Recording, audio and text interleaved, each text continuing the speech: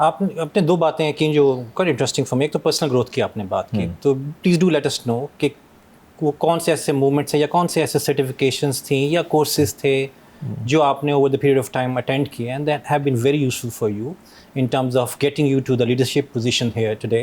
And secondly, also you talked about mentors. And do let us know what is the role of a mentor, because I'm pretty sure हमारे young HR professionals, L&D professionals will be watching this podcast today. मैं ज़रूर ये चाहूँगा कि आपके ज़ुबानी वो जो सुन सकें कि mentors का रोल क्या है। अच्छा, so both sides of it. पहले आपने बात की in terms of personal journey, right?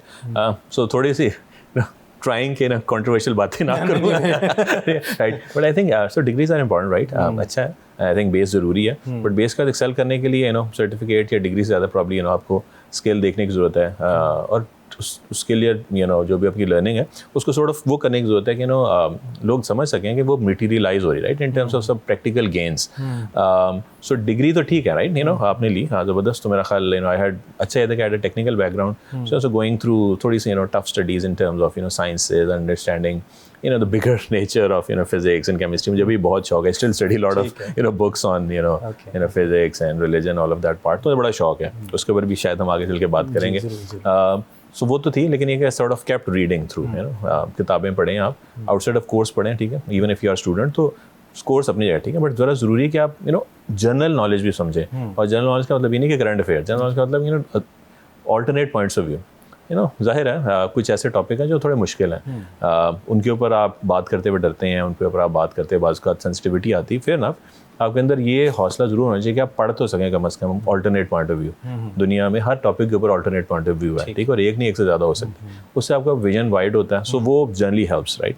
आपने सर्टिफिकेशन की बात की, तो I think coaching, at one point time I went into coaching, so certification was very helpful, understanding how to manage teams, how to manage generally organizations, instead of directing people, coach करने का। So I think वो important था। Around 2009-10 के आसपास I was working with Nestle, so they gave me this opportunity to get into coaching, and then I got a certification, बड़ी अच्छी मुझे मिल गई। I went did a lot of coaching, तो उससे बहुत फ़ायदा हुआ leadership style में भी, and then I at one point in time I was the master coach also in terms of helping the organization। तो वो I think एक, and फिर again staying relevant to the latest technologies within your field, जो भी है। So वो दो चीज़ों का फ़ायदा रहा।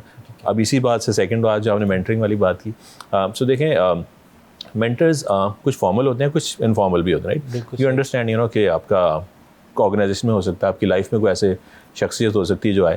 सो I think I was very fortunate कि मुझे जितने भी बॉसेस मिले, राइट, वो they very good, right, specially functional side पे लोग ऐसे थे जिन्होंने बड़ा ग्रूम किया, right, and not only just grooming in terms of your presence, in terms of your technical side, but also life in general.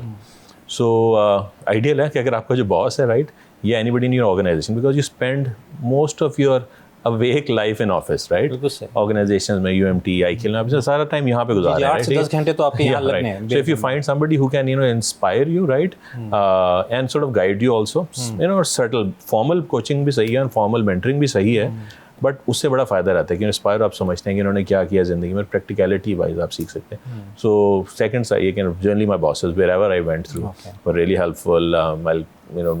Nestle की and LUMS की example लेता हूँ, बहुत ऐसे अच्छे लोग, specially the CEOs in certain cases were so inspiring कि उनसे बहुत आपको फ़ायदा हुआ। एंड खैर वो सवाल का हिस्सा तो नहीं, बट एक चीज़ जो मैं हमेशा कहता हूँ वो कि stay relevant to the business also, right.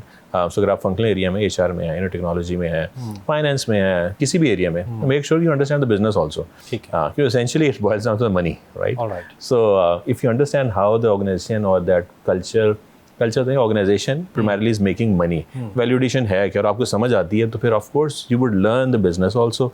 वो आपको कोच और मेंटर भी अच्छा कर रही होगी वो ऑर्गेनाइजेशन, और आप सीख भी सकेंगे। सही है, सही।